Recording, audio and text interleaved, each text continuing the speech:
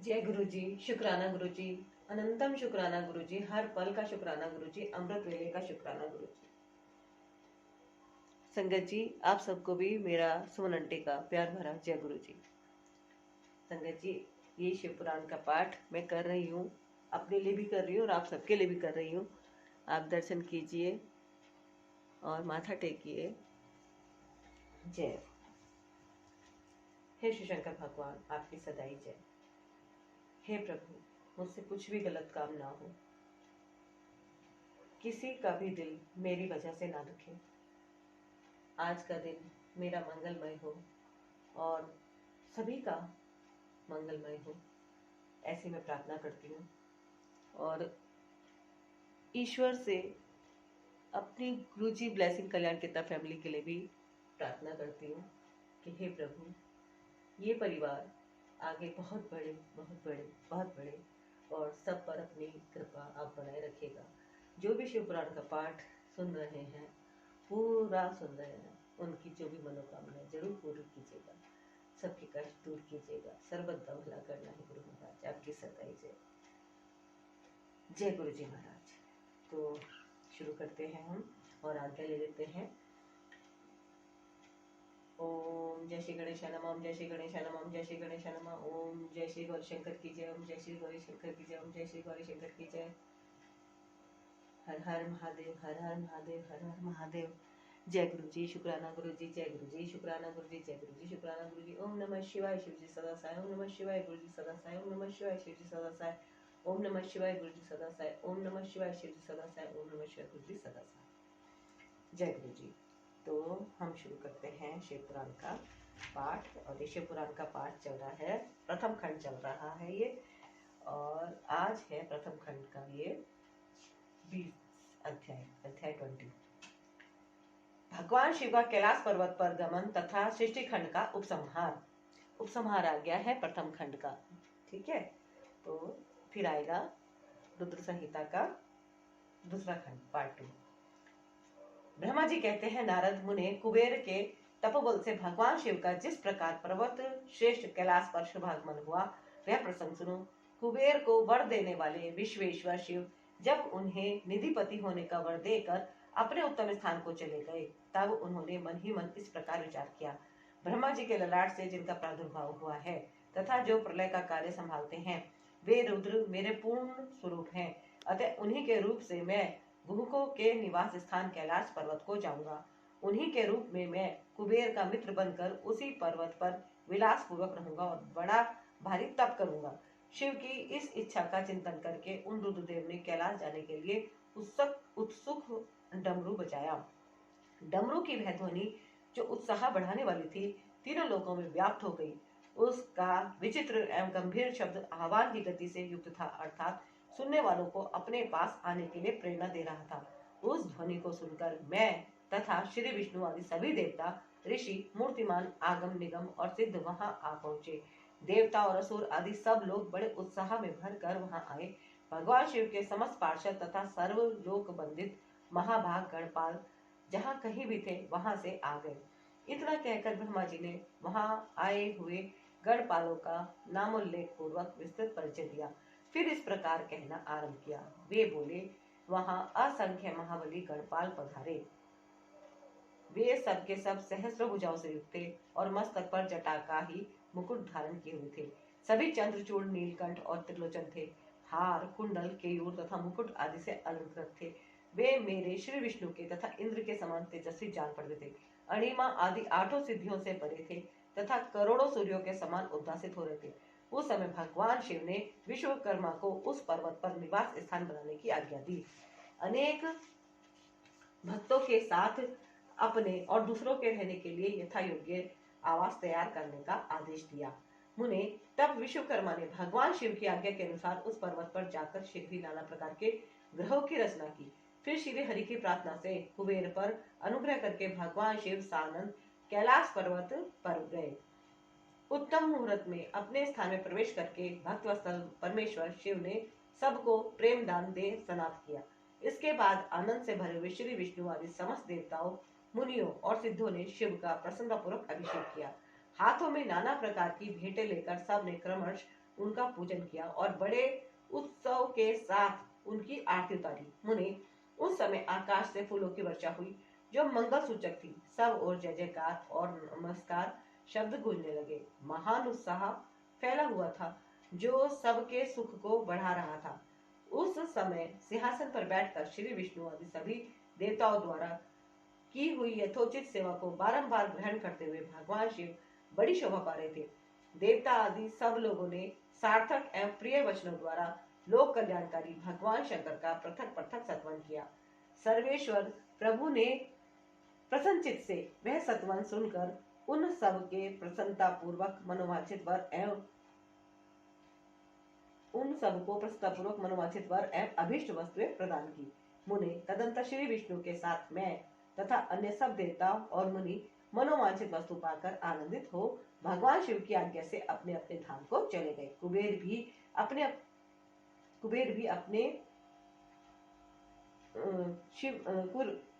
भी शिव की आज्ञा से प्रसन्नतापूर्वक अपने स्थान को गए। फिर वे भगवान शंभु जो सर्वथा स्वतंत्र है, योग परायण एवं ध्यान तत्पर हो, पर्वत प्रवर कैलाश पर रहने लगे। कुछ काल बिना पत्नी के ही बिताकर परमेश्वर शिव ने दक्ष कन्या सती को पत्नी रूप में प्राप्त किया। देव ऋषि फिर वे महेश्वर दक्ष कुमारी सती के साथ विहार करने लगे और लोकाचार परायण हो सुख का अनुभव करने लगे। मुनीश्वर, इस प्रकार मैंने तुमसे यह रुद्र के अवतार का वर्णन किया है, साथ ही उनके कैलाश पर आगमन और कुबेर के साथ मैत्री का भी प्रसंग सुनाया है। कैलाश के अंतर्गत होने वाली उनकी ज्ञानवर्धनी लीला का भी वर्णन किया है, जो इहलोक और परलोक में सदा संपूर्ण मनोवांछित फलों को देने वाली है। जो एकाग्रचित हो इस कथा को सुनता या पढ़ता है, वह इस लोक में भोग पाकर परलोक में मोक्ष लाभ करता है। अध्याय 20 समाप्त। रुद्र संहिता का सृष्टिखंड संपूर्ण। बोलो शिव शंकर भगवान की जय, गौरी शंकर की जय, शिव परिवार की जय। हर हर महादेव, हर हर महादेव, हर हर महादेव। जय गुरु जी शुक्राना गुरु जी, जय गुरु जी शुक्राना, जय गुरु जी शुक्राना गुरु जी। ओम नमः शिवाय, शिव जी सदा सहाय। ओम नमः शिवाय, गुरु जी सदा सहाय। ओम नमः शिवाय, शिव जी सदा सहाय। ओम नमः शिवाय, गुरु जी सदा सहाय। ओम नमः शिवाय, शिव जी सदा सहाय। ओम नमः शिवाय, गुरु जी सदा सहाय। तो संगत जी, अब ये खंड 2 शुरू हो गया है। रुद्र संहिता द्वितीय सती खंड। नारद जी के प्रश्न और ब्रह्मा जी के द्वारा उनका उत्तर, सदाशिव से त्रिदेव की उत्पत्ति तथा ब्रह्मा जी से देवता आदि की सृष्टि के पश्चात एक नारी और एक पुरुष का प्रकट है। नारद जी बोले, मैं आपको दिखा देती हूँ, इसमें पिक्चर्स भी हैं, आप दर्शन कीजिए। पिक्चर्स हैं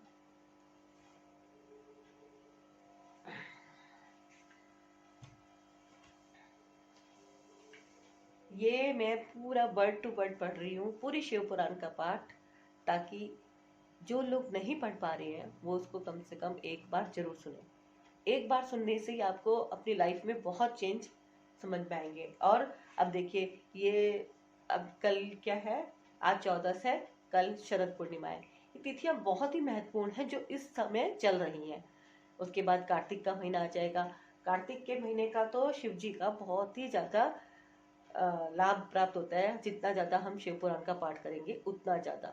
तो आप सबसे निवेदन है कि इसको जरूर सुने और साथ ही साथ जो भी आपके नियर एंड डियर हैं उनको शेयर जरूर करें।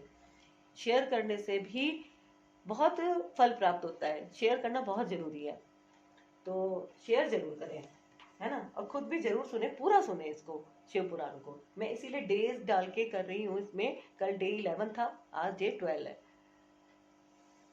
तो देखते हैं, जितना भी गुरुजी की आज्ञा होगी उतना पाठ ये कंटिन्यू चलेगा। और उसके बाद इसका पूरा पाठ करने के बाद फिर देखें गुरुजी जो करवाते हैं, जैसे जैसे गुरुजी की आज्ञा होती है वही मैं करती हूँ, जैसे गुरुजी की आज्ञा। तो शुरू करते हैं। रुद्र संहिता द्वितीय सती खंड। नारद जी के प्रश्न और ब्रह्मा जी के द्वारा उनका उत्तर। सदाशिव से त्रिदेव की उत्पत्ति तथा ब्रह्मा जी से देवता आदि की सृष्टि के पश्चात एक नारी और एक पुरुष का प्राकट है।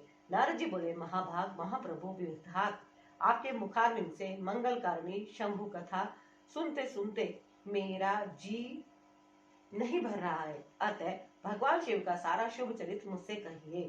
संपूर्ण विश्व की सृष्टि करने वाले ब्रह्मदेव, मैं सती की कीर्ति से युक्त शिव का द्वितीय चरित्र सुनना चाहता हूँ। शोभाशालिनी सती किस प्रकार दक्ष पत्नी के गर्भ से उत्पन्न हुई, महादेव जी ने विवाह का विचार कैसे किया, पूर्व काल में दक्ष के प्रति रोष होने के कारण सती ने अपने शरीर का त्याग कैसे किया, चेतनाकाश को प्राप्त होकर वे फिर हिमालय की कन्या कैसे हुई, पार्वती ने किस प्रकार उग्र तपस्या की और कैसे उनका विवाह हुआ, कामदेव का नाश करने वाले भगवान शंकर के आधे शरीर में वे किस प्रकार स्थान पा सकी। महामते, इन सब बातों को आप विस्तार पूर्वक कहिए। आपके समान दूसरा कोई संशय का निवारण करने वाला न है न होगा। ब्रह्मा जी ने कहा, मुने, देवी सती और भगवान शिव का शुभ यश परम पावन, दिव्य तथा गोपनीय से भी अत्यंत गोपनीय है। तुम वह सब मुझसे सुनो। पूर्व काल में भगवान शिव निर्गुण, निर्विकल्प, निराकार, शक्ति रहित, चिन्मय तथा सत और असत से विलक्षण स्वरूप में प्रतिष्ठित थे। फिर वे ही प्रभु सगुण और शक्तिमान होकर विशिष्ट रूप धारण करके स्थित हुए। उनके साथ भगवती उमा विराजमान थी। विप्रवर वे भगवान शिव दिव्य आकृति से सुशोभित हो रहे थे। उनके मन में कोई विकार नहीं था। वे अपने परात्पर स्वरूप में प्रतिष्ठित थे। मुनि श्रेष्ठ उनके बाएं अंग से भगवान विष्णु, दाएं अंग से ब्रह्मा और मध्य अंग अर्थात हृदय से रुद्रदेव प्रकट हुए। मैं ब्रह्मा सृष्टि करता हुआ भगवान विष्णु जगत का पालन करने लगे और स्वयं रुद्र ने संहार का कार्य संभाला। इस प्रकार भगवान सदाशिव स्वयं ही तीन रूप धारण करके स्थित हुए। उन्हीं की आराधना करके मुझ लोक पितामह ब्रह्मा ने देवता, असुर और मनुष्य आदि संपूर्ण जीवों की सृष्टि की। दक्ष आदि प्रजापतियों और देव शिरोमणियों की सृष्टि करके मैं बहुत प्रसन्न हुआ तथा अपने को सबसे अधिक ऊंचा मानने लगा। मुने, जब मरीचि, अत्रि, पुलह, पुलस्त्य, अंगिरा, क्रतु, वशिष्ठ, नारद, दक्ष और भृगु इन महान प्रभावशाली मानस पुत्रों को मैंने उत्पन्न किया, तब मेरे हृदय से अत्यंत मनोहर रूप वाली एक सुंदरी नारी उत्पन्न हुई, जिसका नाम संध्या था। वह दिन में क्षीण हो जाती, परंतु सायकाल में उसका रूप सौंदर्य खिल उठता था। वह मूर्तिमती साय संध्या ही थी और निरंतर किसी मंत्र का जप करती रहती थी। सुंदर बाहों वाली वह नारी सौंदर्य की चरम सीमा को पहुंची हुई थी और मुनियों के ही मन को मोह लेती थी। इसी तरह मेरे मन से एक मनोहर पुरुष भी प्रकट हुआ, जो अत्यंत अद्भुत था। उसके शरीर का मध्य भाग कटी प्रदेश पतला था, दांतों की पंक्तियां बड़ी सुंदर थी। उसके अंगों से मत वाले हाथी की सी गंध प्रकट होती थी। नेत्र प्रफुल्ल कमल के समान शोभा पाते थे। अंगों में केसर लगा था, जिसकी सुगंध नासिका को तृप्त कर रही थी। इस पुरुष को देखकर दक्ष आदि मेरे सभी पुत्र अत्यंत उत्सुक हो उठे। उनके मन में विस्मय भर गया था। जगत की सृष्टि करने वाले मुझ जगदीश्वर ब्रह्मा की ओर देखकर उस पुरुष ने विनय से गर्दन झुका दी और मुझे प्रणाम करके कहा। वह पुरुष बोला, महान, मैं कौन सा कार्य करूंगा? मेरे योग्य जो काम हो उसमें मुझे लगाइए, क्योंकि विधाता आज आप ही सबसे अधिक माननीय और योग्य पुरुष हैं। यह लोक आपसे ही शोभित हो रहा है। ब्रह्मा जी ने कहा, भद्र पुरुष, तुम अपने इसी स्वरूप से तथा फूल के बने हुए 5 बाणों से स्त्रियों और पुरुषों को मोहित करते हुए सृष्टि के सनातन कार्य को चलाओ। इस चराचर त्रिभुवन में ये देवता आदि कोई भी जीव तुम्हारा तिरस्कार करने में समर्थ नहीं है। तुम छिपे रूप से प्राणियों के हृदयों में प्रवेश करके सदा स्वयं उनके सुख का हेतु बनकर सृष्टि का सनातन कार्य चालू रखो। समस्त प्राणियों का जो मन है वह तुम्हारे पुष्पमय बाण का सदा अनायासी अद्भुत लक्ष्य बन जाएगा और तुम निरंतर उन्हें मद मद किए रहोगे। यह मैंने तुम्हारा कर्म बताया है, जो सृष्टि का प्रवर्तक होगा। और तुम्हारे ठीक ठीक नाम क्या होंगे, इस बात को मेरे ये पुत्र बताएंगे। सुरश्रेष्ठ, ऐसा कहकर अपने पुत्रों के मुख की ओर दृष्टिपात करके मैं क्षण भर के लिए अपने कमलमय आसन पर चुपचाप बैठ गया। बोलो शिव शंकर भगवान की जय, गौरी शंकर की जय, शिव परिवार की जय। हर हर महादेव, हर हर महादेव, हर हर महादेव। जय गुरु जी, शुक्राना गुरु जी, जय गुरु जी, शुक्राना गुरु जी, जय गुरु जी, शुक्राना गुरु जी। ओम नमः शिवाय, शिव जी सदा सहाय। ओम नमः शिवाय, गुरु जी सदा सहाय। ओम नमः शिवाय, शिव जी सदा सहाय। नमः शिवाय, गुरु जी सदा सहाय। ओम नमः शिवाय, शिव जी सदा सहाय। ओम नमः शिवाय, गुरु जी सदा सहाय। तो यहाँ पे अध्याय 1 और 2 समाप्त हुआ है। अब शुरू करते हैं अध्याय 3। कामदेव के नामों का निर्देश, उसका रति के साथ विवाह तथा कुमारी संध्या का चरित्र, वशिष्ठ मुनि का चंद्रभाग पर्वत पर उसको तपस्या की विधि बताना। ब्रह्मा जी कहते हैं, मुने तदंतर मेरे अभिप्राय को जानने वाले मरीचि आदि मेरे पुत्र सभी मुनियों ने उस पुरुष का उचित नाम रखा। दक्ष आदि प्रजापतियों ने उसका नाम उसका दक्ष आदि प्रजापतियों ने उसका मुंह देखते ही परोक्ष के भी सारे वृत्तांत जानकर उसे रहने के लिए स्थान और पत्नी प्रदान की। मेरे पति मरीचि आदि बीजों ने उस पुरुष के नाम निश्चित करके उसे यह युक्त बात कही। ऋषि बोले, तुम जन्म लेते ही हमारे मन को भी मतने लगे हो, इसलिए लोक में मनमत नाम से विख्यात होगे। मनोभाव, तीनों लोकों में तुम इच्छा अनुसार रूप धारण करने वाले हो। तुम्हारे समान सुंदर दूसरा कोई नहीं है, अतः काम रूप होने के कारण तुम काम नाम से भी व्याख्यात हो। लोगों को मदमत बना देने के कारण तुम्हारा एक नाम मदन होगा। तुम बड़े दर्प से उत्पन्न हो, इसलिए दर्पक कहलाओगे, और सदर्प होने के कारण ही जगत में कंदर्प नाम से भी तुम्हारी ख्याति होगी। समस्त देवताओं का सम्मिलित बल पराक्रम भी तुम्हारे समान नहीं होगा, अतः सभी स्थानों पर तुम्हारा अधिकार होगा और तुम सर्वव्यापी होगे। जो आदि प्रजापति हैं वे ही ये पुरुषों में श्रेष्ठ दक्ष तुम्हारी इच्छा के अनुरूप पत्नी स्वयं देंगे। वह तुम्हारी कामनी, तुमसे अनुराग रखने वाली होगी। ब्रह्मा जी ने कहा, मुने तदंतर मैं वहां से अदृश्य हो गया। इसके बाद दक्ष मेरी बात का स्मरण करके कंदर्प से बोले, कामदेव, मेरे शरीर से उत्पन्न हुई मेरी है कन्या सुंदर रूप और उत्तम गुणों से सुशोभित है। इसे तुम अपनी पत्नी बनाने के लिए ग्रहण करो। यह गुणों की दृष्टि से सर्वथा तुम्हारी योग्य, महा तेजस्वी मनोभाव, यह सदा तुम्हारे साथ रहने वाली और तुम्हारी रुचि के अनुसार चलने वाली होगी। धर्मत, यह सदा तुम्हारे अधीन रहेगी। ऐसा कहकर दक्ष ने अपने शरीर के पसीने से प्रकट हुई उस कन्या का नाम रति रखकर उसे अपने आगे बिठाया और कंदर्प को संकल्प पूर्वक सौंप दिया। नारद, दक्ष की वह पुत्री रति बड़ी रमणीय और मुनियों के मन को भी मोह लेने वाली थी। उसके साथ विवाह करके कामदेव को भी बड़ी प्रसन्नता हुई। अपनी रति नामक सुंदरी स्त्री को देखकर उसके हाव भाव आदि से अनुरंजित हो कामदेव मोहित हो गया। तात, उस समय बड़ा भारी उत्सव होने लगा जो सबके सुख को बढ़ाने वाला था। प्रजापति दक्ष इस बात को सोचकर बड़े प्रसन्न थे कि मेरी पुत्री इस विवाह से सुखी है। कामदेव को भी बड़ा सुख मिला, उसके सारे दुख दूर हो गए। दक्ष कन्या रति भी कामदेव को पाकर बहुत प्रसन्न हुई। जैसे संध्या काल में मनोहारिणी विद्युन्माला के साथ मेघ शोभा पाता है, उसी प्रकार रति के साथ प्रिय वचन बोलने वाला कामदेव बड़ी शोभा पा रहा था। इस प्रकार रति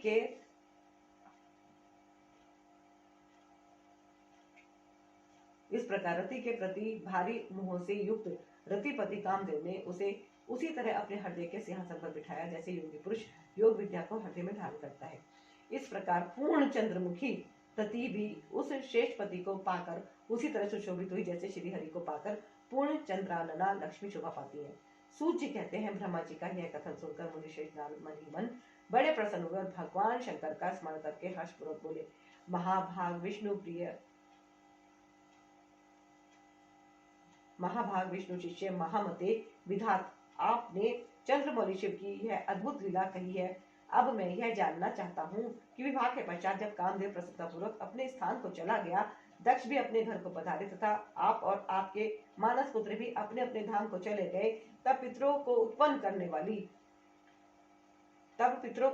करने वाली ब्रह्म कुमारी संध्या कहाँ गई? उसने क्या किया और किस पुरुष के साथ उसका विवाह हुआ? संध्या का यह सब चरित्र विशेष रूप से बताइए। ब्रह्मा जी ने कहा, मुने, संध्या का वह सारा शुभ चरित्र सुनो जिसे सुनकर समस्त कामनियां सदा के लिए सती साध्वी हो सकती है। वह संध्या जो पहले मेरी मानस पुत्री थी, तपस्या करके शरीर को त्याग कर मुनि श्रेष्ठ मेधातिथि की बुद्धिमती पुत्री होकर अरुंधति के नाम से व्याख्यात हुई। उत्तम व्रत का पालन करके उस देवी ने ब्रह्मा विष्णु और महेश्वर के कहने से श्रेष्ठ व्रतधारी महात्मा वशिष्ठ को अपना पति चुना। वह सौम्य स्वरूप वाली देवी सबकी वंदनीय और पूजनीय श्रेष्ठ पतिव्रता के रूप में व्याख्यात हुई। नारद जी ने पूछा, भगवान, संध्या ने कैसे, किस लिए और कहाँ तप किया? किस प्रकार शरीर त्याग कर वह मेधातिथि की पुत्री हुई? ब्रह्मा विष्णु और शिव, इन तीनों देवताओं के बताए हुए श्रेष्ठ व्रतधारी महात्मा वशिष्ठ को उसने किस तरह अपना पति बनाया? पितामह, यह सब मैं विस्तार के साथ सुनना चाहती हूँ। अरुंधति के इस कौतूहलपूर्ण चरित्र का आप यथार्थ रूप से वर्णन कीजिए। ब्रह्मा जी ने कहा, मुने, संध्या के मन से एक बार ब्रह्मा जी ने कहा, मुनि संध्या के मन में एक बार सकाम भाव आ गया था, इसलिए उस साध्वी ने यह निश्चय किया कि वैदिक मार्ग के अनुसार मैं अग्नि में अपने इस शरीर की आहुति दे दूंगी। आज से इस भूतल पर कोई भी देहधारी उत्पन्न होते ही काम भाव से युक्त न हो, इसके लिए मैं कठोर तपस्या करके मर्यादा स्थापित करूंगी। तरुणावस्था से पूर्व किसी पर भी काम का प्रभाव नहीं पड़ेगा, ऐसी सीमा निर्धारित करूंगी। इसके बाद इस जीवन को त्याग दूंगी। मन ही मन ऐसा विचार करके संध्या चंद्रभाग नामक उस श्रेष्ठ पर्वत पर चली गई, जहाँ से चंद्रभागा नदी का प्रादुर्भाव हुआ। मन में तपस्या का दृढ़ निश्चय ले संध्या को श्रेष्ठ पर्वत पर गई हुई जान मैंने अपने समीप बैठे हुए वेद वेदांगों के पारंगत विद्वान सर्वज्ञ जितात्मा एवं ज्ञान योगी पुत्र वशिष्ठ से कहा, बेटा वशिष्ठ, मनस्वनी संध्या तपस्या की अभिलाषा से चंद्रभाग नामक पर्वत पर गई है, तुम जाओ और उसे विधि पूर्वक दीक्षा दो।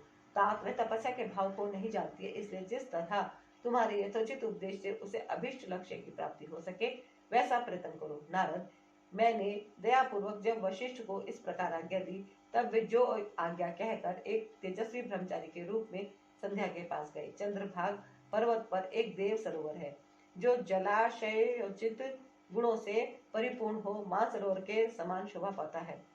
वशिष्ठ ने उस सरोवर को देखा और उसके तट पर बैठी हुई संध्या पर भी दृष्टिपात किया। कमलों से प्रकाशित होने वाली वह सरोवर तट पर बैठी हुई संध्या से उपलक्षित हो उसी तरह सुशोभित हो रहा था, जैसे प्रदोष काल में उदित हुए चंद्रमा और नक्षत्रों से युक्त आकाश शोभा पाता है।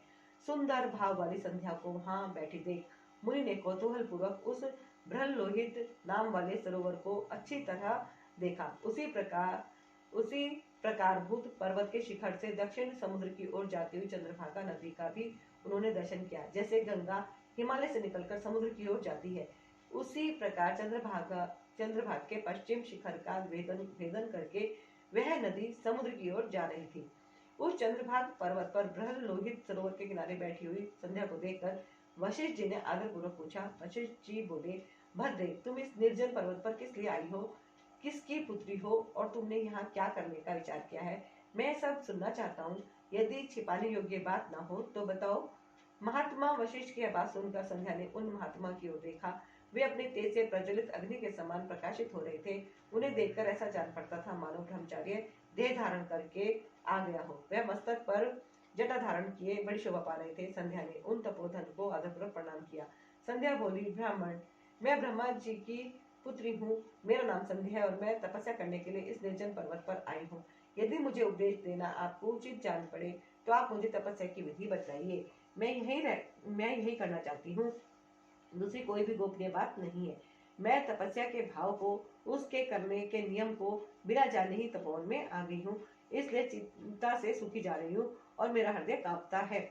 संध्या की बात सुनकर ब्रह्मवेत्ताओं में श्रेष्ठ वशिष्ठ जी ने, जो स्वयं सारे कार्यों के ज्ञाता थे, उससे दूसरी कोई बात नहीं पूछी। वह मन ही मन तपस्या का निश्चय कर चुकी थी और उसके लिए अत्यंत उद्यमशील थी।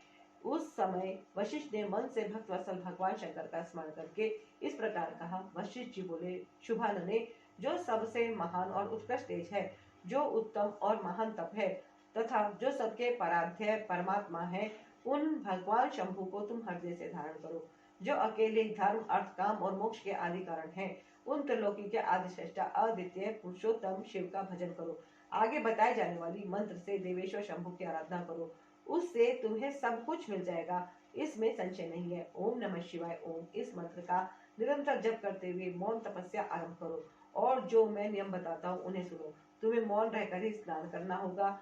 मौनालंबन पूर्वक ही महादेव जी की पूजा करनी होगी। प्रथम 2 बार छठे समय में तुम केवल जल का पूर्ण आहार कर सकती हो। जब तीसरी बार छठा समय आए तब केवल उपवास किया करो। इस तरह तपस्या की समाप्ति तक छठे काल में जलाहार एवं उपवास की क्रिया होती रहेगी। देवी, इस प्रकार की जाने वाली मौन तपस्या ब्रह्मचार्य का फल देने वाली तथा संपूर्ण अभिष्ट मनोरथों को पूर्ण करने वाली होती है। यह सत्य है, इसमें संशय नहीं है। अपने चित्त में ऐसा शुभ उद्देश्य लेकर इच्छा अनुसार शंकर जी का चिंतन करो, वे प्रसन्न होने पर तुम्हें अवश्य ही अभिष्ट फल प्रदान करेंगे। इस तरह संध्या को तपस्या करने की विधि का उपदेश दे मुनिवर वशिष्ठ यथोचित रूप से उससे विदा ले वहीं अंतर्ध्यान हो गए। अध्याय 3 से 5 तक समाप्त हुआ। बोलो श्री शंकर भगवान की जय, गौरी शंकर की जय, शिव परिवार की जय। हर हर महादेव, हर हर महादेव, हर हर महादेव। जय गुरु जी शुक्राना गुरु जी, जय गुरु जी शुक्राना गुरु जी, जय गुरु जी शुक्राना गुरु जी। ओम नमः शिवाय, शिव जी सदा साय। ओम नमः शिवाय, गुरु जी सदा साय।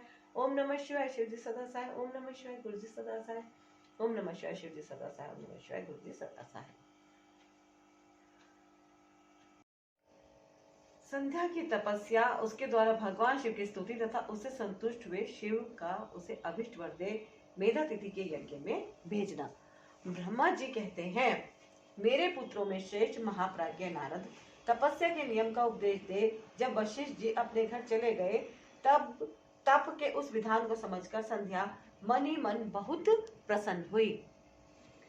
फिर तो वह सानंद मन से तपस्विनी के योग्य वेश बनाकर ब्रह्मलोहित सरोवर के तट पर ही तपस्या करने लगी। वशिष्ठ जी ने तपस्या के लिए जिस मंत्र को साधन बताया था, उसी से उत्तम भक्ति भाव के साथ वह भगवान शंकर की आराधना करने लगी।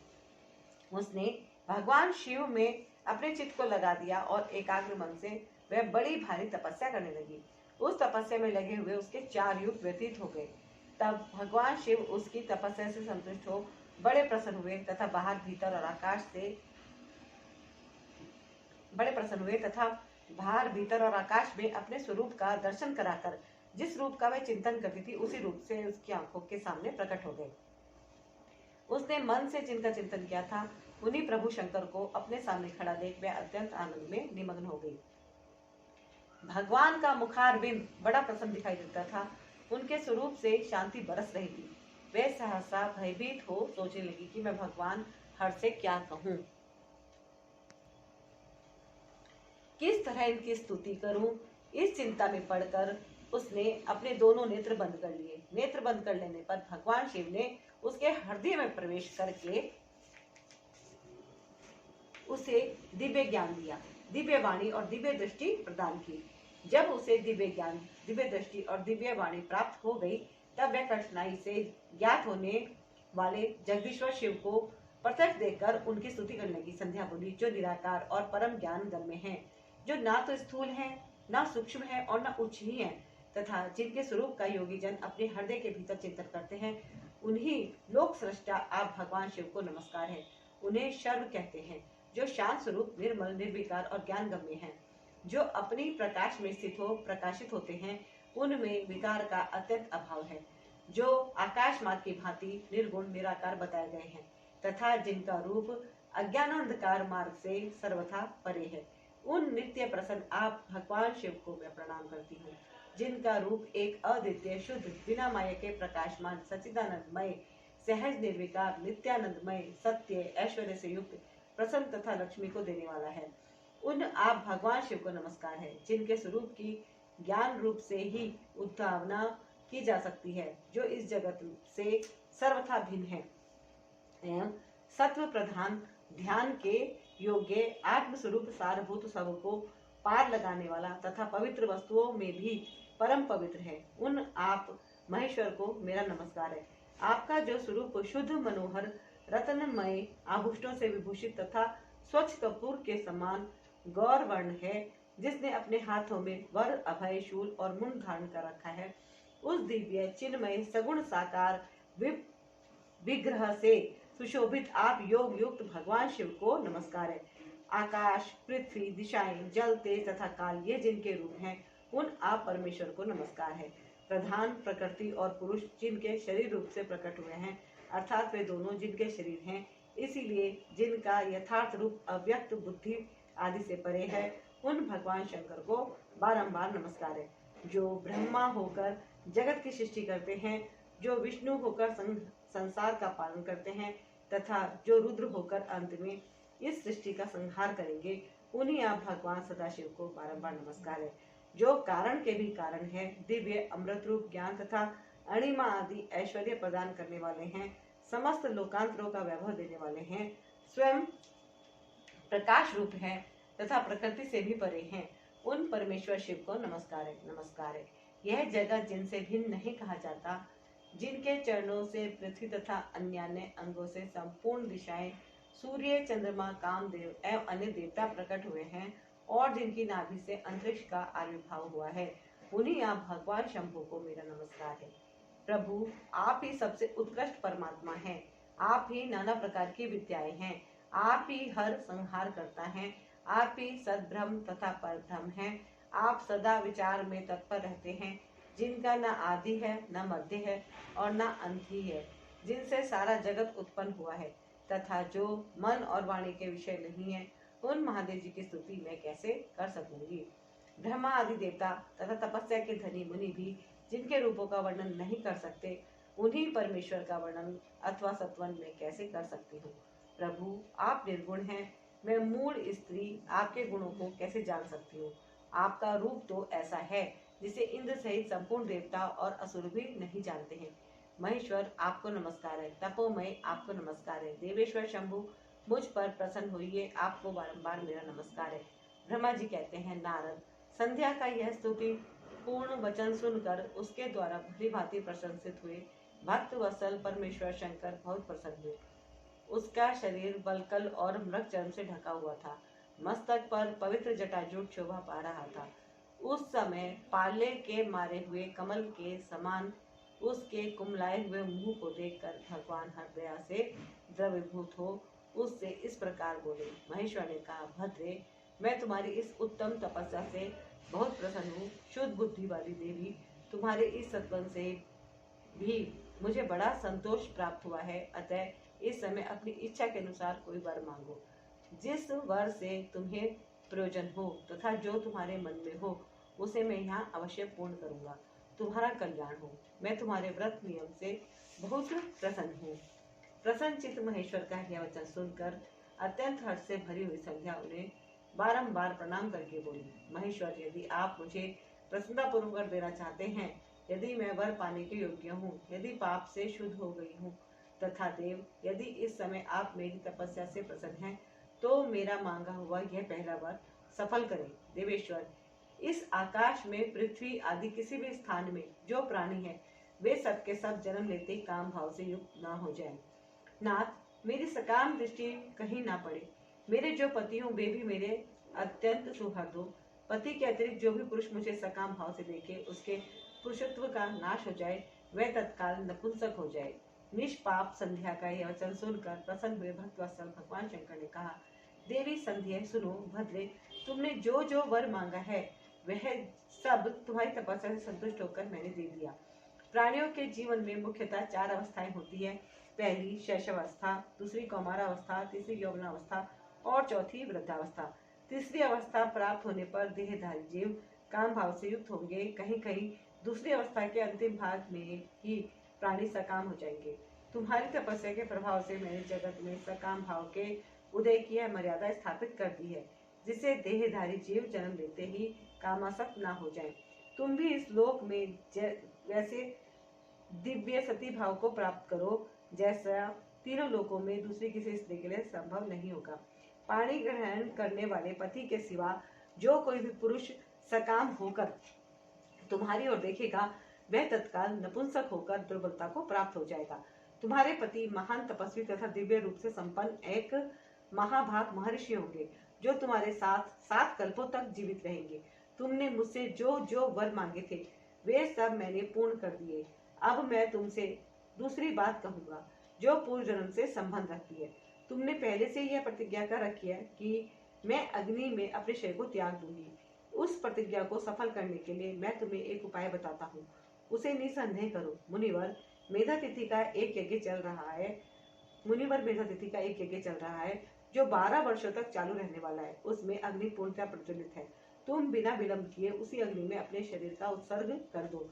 इसी पर्वत की उपत्यका में चंद्रभागा नदी के तट पर तामसाश्रम में मुनिवर मेधा तिथि महायज्ञ का अनुष्ठान करते हैं। तुम स्वच्छता पूर्वक वहां जाओ। मुनि तुम्हें वहां देख नहीं सकेंगे। मेरी कृपा से तुम मुनि की अग्नि से प्रकट हुई पुत्री होगी। तुम्हारे मन में जिस किसी स्वामी को प्राप्त करने की इच्छा हो, उसे हृदय में धारण कर उसी का चिंतन करते हुए तुम अपने शरीर को उस यज्ञ की अग्नि में होम दो। संध्या, जब तुम इस पर्वत पर 4 युगों तक के लिए कठोर तपस्या कर रही थी, उन्हीं दिनों उस चतुर्युगी का सतयुग बीत जाने पर त्रेता के प्रथम भाग में प्रजापति दक्ष के बहुत सी कन्याएं हुई। उन्होंने अपनी उन सुशीला कन्याओं का यथा योग्य वरों के साथ विवाह कर दिया। उनमें से 27 कन्याओं का विवाह उन्होंने चंद्रमा के साथ किया। चंद्रमा अन्य सब पत्नियों को छोड़कर केवल रोहिणी से प्रेम करने लगे। इसके कारण क्रोध से भरे हुए दक्ष ने जब चंद्रमा को शाप दे दिया, तब समस्त देवता तुम्हारे पास आए, किंतु संध्या तुम्हारा मन तो मुझ में लगा हुआ था, अतः तुमने ब्रह्मा जी के साथ आए हुए उन देवताओं पर दृष्टिपात ही नहीं किया। तब ब्रह्मा जी ने आकाश की ओर देखकर और चंद्रमा पुनः अपने स्वरूप को प्राप्त करे, यह उद्देश्य मन में रखकर उन्हें शाप से छुड़ाने के लिए एक नदी की सृष्टि की, जो चंद्र या चंद्रभागा नदी के नाम से विख्यात हुई। चंद्रभागा के प्रादुर्भाव काल में ही महर्षि मेधातिथि यहाँ उपस्थित हुए थे। तपस्या के द्वारा उनकी समानता करने वाला ना तो कोई हुआ है, ना है और ना होगा ही। इन महर्षि ने महान विधि विधान के साथ दीर्घ काल तक चलने वाले ज्योतिषोम नामक यज्ञ का आरंभ किया है। उसमें अग्निदेव पूर्ण रूप से प्रज्वलित हो रहे हैं। उसी आग में तुम अपने शरीर को डाल दो और परम पवित्र हो जाओ। ऐसा करने से इस समय तुम्हारी वह प्रतिज्ञा पूर्ण हो जाएगी। इस प्रकार संध्या को उसके हित का उपदेश देकर देवेश्वर भगवान शिव वहीं अंतर्ध्यान हो गए। अध्याय 6 समाप्त। बोलो शिव शंकर भगवान की जय, गौरी शंकर की जय, शिव परिवार की जय। हर हर महादेव, हर हर महादेव, हर हर महादेव। संध्या की आत्महुति उसका अरुंधति के रूप में अवतीर्ण होकर मुनिवर वशिष्ठ के साथ विवाह करना, ब्रह्मा जी का रुद्र के विवाह के लिए प्रयत्न और चिंता तथा भगवान विष्णु का उन्हें शिव की आराधना के लिए उपदेश देकर चिंता मुक्त करना। ब्रह्मा जी कहते हैं, नारद, जब वर देकर भगवान शंकर अंतर्ध्यान हो गए, तब संध्या भी उसी स्थान पर गई जहां मुनि मेधातिथि यज्ञ कर रहे थे। भगवान शंकर की कृपा से उसे किसी ने वहां नहीं देखा। उसने उस तेजस्वी ब्रह्मचारी का स्मरण किया जिसने उसके लिए तपस्या की विधि का उपदेश दिया था। महामुनि, पूर्व काल में महर्षि वशिष्ठ ने मुझ परमेष्ठी की आज्ञा से एक तेजस्वी ब्रह्मचारी का वेश धारण करके उसे तपस्या करने के लिए उपयोगी नियमों का उपदेश दिया था। संध्या अपने को तपस्या का उपदेश देने वाले उन्हीं ब्रह्मचारी ब्राह्मण वशिष्ठ को पति रूप में मन में रखकर उस महायज्ञ में प्रज्वलित अग्नि के समीप गई।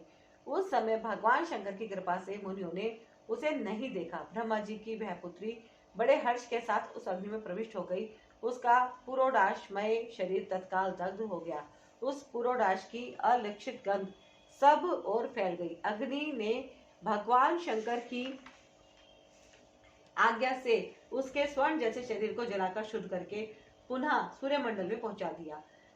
तब सूर्य ने पितरों और देवताओं की तृप्ति के लिए उसे 2 भागों में विभक्त करके अपने रथ में स्थापित कर दिया। मुनीश्वर, उसके शरीर का ऊपरी भाग प्रातः संध्या हुआ, जो दिन और रात के बीच में पड़ने वाली आदि संध्या है, तथा उसके शरीर का शेष भाग साय संध्या हुआ, जो दिन और रात के मध्य में होने वाली अंतिम संध्या है। साय संध्या सदा ही पितरों को प्रसन्नता प्रदान करने वाली होती है। सूर्योदय से पहले जब अरुणोदय हो, प्राची के क्षितिज में लाली छा जाए, तब प्रातः संध्या प्रकट होती है, जो देवताओं को प्रसन्न करने वाली है। तब जब लाल कमल के समान सूर्य अस्त हो जाते हैं, उसी समय सदा साय संध्या का उदय होता है, जो पितरों को आनंद प्रदान करने वाली है। परम दयालु भगवान शिव ने उसके मन सहित प्राणों को दिव्य शरीर से युक्त देहधारी बना दिया। तब मुनि के यज्ञ की समाप्ति का अवसर आया। तब वह अग्नि की ज्वाला में महर्षि मेधातिथि को तपाए हुए स्वर्ण किसी कांति वाली पुत्री के रूप में प्राप्त हुई। मुनि ने बड़े आमोद के साथ उस समय उस पुत्री को ग्रहण किया। उन्होंने यज्ञ के लिए उसे नहलाकर अपनी गोद में बैठा लिया। शिष्यों से घिरे हुए महामुनि मेधातिथि को वहां बड़ा आनंद प्राप्त हुआ। उन्होंने उसका नाम अरुंधति रखा। वह किसी भी कारण से धर्म का अवरोध नहीं करती थी, अतः उसी गुण के कारण उसने स्वयं यह त्रिभुवन विख्यात नाम प्राप्त किया। देव ऋषि यज्ञ को समाप्त करके कृतकृत्य हो गए मुनि पुत्री की प्राप्ति होने से बहुत प्रसन्न थे और अपने शिष्यों के साथ आश्रम में रहकर सदा उसी का लालन पालन करते थे। देवी अरुंधति चंद्रभागा नदी के तट पर ताप सारण्य के भीतर मुनिवर मेधातिथि के उस आश्रम में धीरे धीरे बड़ी होने लगी। जब वह विवाह के योग्य हो गई, तब मैंने विष्णु तथा महेश्वर ने मिलकर मुझ ब्रह्मा के पुत्र वशिष्ठ के साथ उसका विवाह करा दिया। ब्रह्मा, विष्णु तथा महेश के हाथों से निकले हुए जल से क्षिप्रा आदि 7 परम पवित्र नदियां उत्पन्न हुई। मुने मेधातिथि की पुत्री महासाध्वी अरुंधति समस्त पतिव्रताओं में श्रेष्ठ थी। वह महर्षि वशिष्ठ को पति रूप में पाकर उनके साथ शोभा पाने लगी। उससे शक्ति आदि शुभ एवं श्रेष्ठ पुत्र उत्पन्न हुए।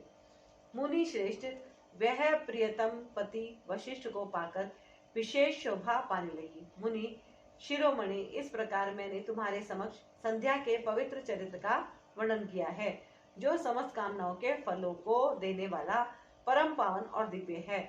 जो स्त्री या शुभ व्रत का आचरण करने वाला पुरुष इस प्रसंग को सुनता है, वह संपूर्ण कामनाओं को प्राप्त कर लेता है।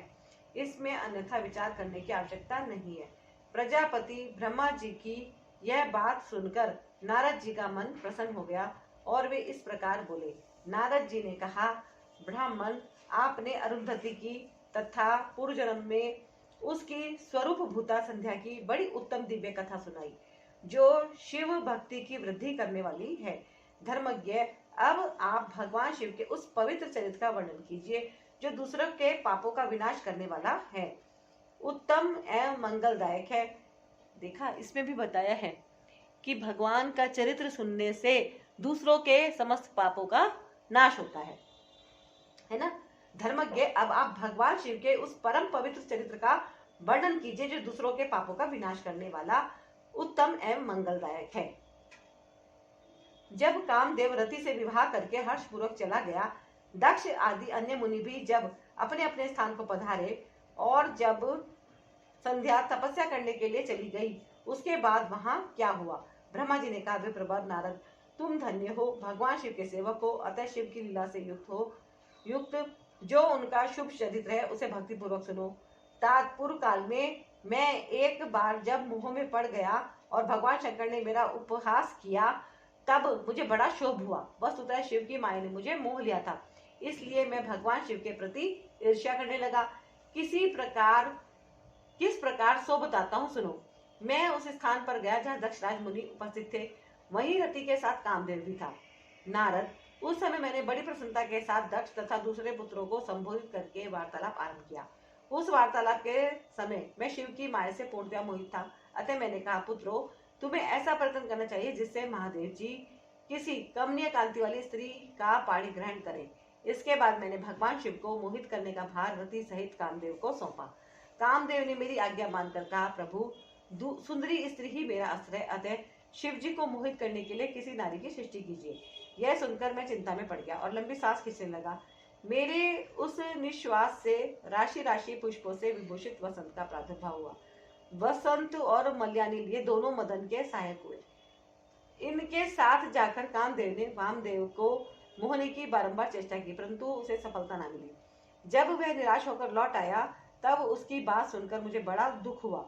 उस समय मेरे मुख से जो निश्वास वायु चली, उससे मारगणों की उत्पत्ति हुई। उन्हें मदन की सहायता के लिए आदेश देकर मैंने पुनः उन सबको शिव जी के पास भेजा, परंतु महान प्रयत्न करने पर भी वे भगवान शिव को मुंह में न डाल सके। काम सपरिवार लौट आया और मुझे प्रणाम करके अपने स्थान को चला गया। उसके चले जाने पर मैं मन ही मन सोचने लगा कि निर्विकार तथा मन को वश में रखने वाले योग परायण भगवान शंकर किसी स्त्री को अपनी सहधर्मिणी बनाना कैसे स्वीकार करेंगे। यही सोचते सोचते मैंने भक्ति भाव से उन भगवान श्री हरि का स्मरण किया, जो साक्षात शिव स्वरूप तथा मेरे शरीर के जन्मदाता हैं। मैंने दीन वचनों से युक्त शुभ स्रोतों द्वारा उनकी स्तुति की। उस स्तुति को सुनकर भगवान शीघ्र ही मेरे सामने प्रकट हो गए। उनके चार भुजाएं शोभा पाती थी, नेत्र प्रफुल्ल कमल के समान सुंदर थे। उन्होंने हाथों में शंख, चक्र, गदा और पद्मे ले रखे थे। उनके श्याम शरीर पर पीताम्बर की बड़ी शोभा हो रही थी। वे भगवान श्री हरि भक्त प्रिय हैं, अपने भक्त उन्हें बहुत प्यारे हैं। सबके उत्तम शरणदाता उन श्री हरि को उस रूप में देखकर मेरे नेत्रों से प्रेमाश्रुओं की धारा बह चली और मैं गदगद कंठ से बारंबार उनकी स्तुति करने लगा। मेरे उस स्तोत्र को सुनकर अपने भक्तों के दुख दूर करने वाले भगवान विष्णु बहुत प्रसन्न हुए और शरण में आए हुए मुझ ब्रह्मा से बोले, महाप्राज्ञ विधात लोक सृष्टा ब्राह्मण, तुम धन्य हो। बताओ, तुमने किस लिए आज मेरा स्मरण किया है और किस निमित्त से यह स्तुति की जा रही है? तुम पर कौन सा महान दुख आ पड़ा है, उसे मेरे सामने इस समय कहो, मैं वह सारा दुख मिटा दूंगा। इस विषय में कोई संदेह या अन्यथा विचार नहीं करना चाहिए। तब ब्रह्मा जी ने सारा प्रसंग सुनाकर कहा, केशव, यदि भगवान शिव किसी तरह पत्नी को ग्रहण कर ले तो मैं सुखी हो जाऊंगा, मेरे अंतःकरण का सारा दुख दूर हो जाएगा। इसी के लिए मैं आपकी शरण में आया हूँ। मेरी यह बात सुनकर भगवान मधुसूदन हंस पड़े और मुझे लोक श्रेष्ठा ब्रह्मा का हर्ष बढ़ाते हुए मुझसे शीघ्र ही यूं बोले, विधात, तुम मेरे वचन सुनो, यह तुम्हारे भ्रम का निवारण करने वाला है। मेरा वचन ही वेद शास्त्र आदि का वास्तविक सिद्धांत है। शिव ही सबके कर्ता, भर्ता, पालक और हर्ता यानी के संहारक हैं। वे ही परात्पर हैं, पर भ्रम, परेश, निर्गुण, नित्य, अनिर्देश्य, निर्विकार, अद्वितीय, अच्युत, अनंत, सबका अंत करने वाले स्वामी और सर्वव्यापी परमात्मा एवं परमेश्वर हैं। सृष्टि, पालन और संहार के कर्ता, तीनों गुणों को आश्रय देने वाले, व्यापक, ब्रह्मा, विष्णु और महेश नाम से प्रसिद्ध, रजोगुण, सत्वगुण तथा तमोगुण से परे, माया से ही भेद युक्त प्रतीत होने वाले, निरह, माया रहित, माया के स्वामी या प्रेरक, चतुर, सगुण, स्वतंत्र, आत्मानंद स्वरूप, निर्विकल्प, आत्माराम, निर्द्वंद, भक्त परवश, सुंदर विग्रह से सुशोभित, योगी, नित्य, योग परायण, योग मार्गदर्शक, गर्भहारी, लोकेश्वर और सदा दीन वत्सल हैं। तुम उन्हीं की शरण में जाओ, सर्वात्मना शंभु का भजन करो, इससे संतुष्ट होकर वे तुम्हारा कल्याण करेंगे।